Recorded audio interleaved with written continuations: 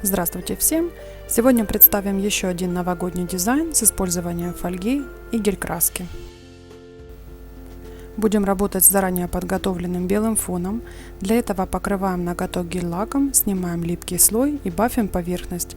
Это необходимо для удобства выполнения литья. Отводим уголки контрастным цветом гель-лака. Можно использовать любой материал с достаточной дисперсией.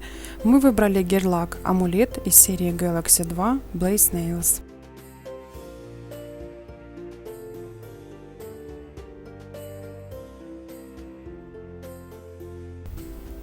Теперь нужно подобрать фольгу под цвет темного гель-лака и после просушки отжать ее на липкий слой.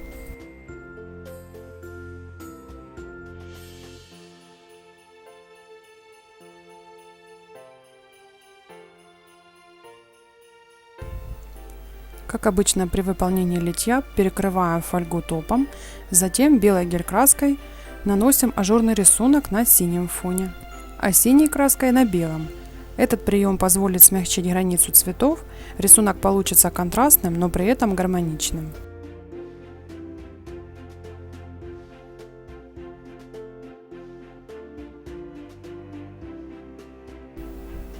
Уровень мастерства инструктора позволяет выполнить рисунок в один этап.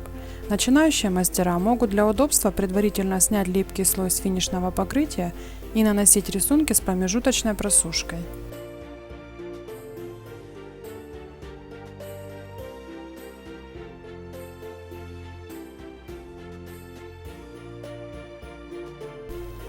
Получился очень яркий декор в зимних мотивах.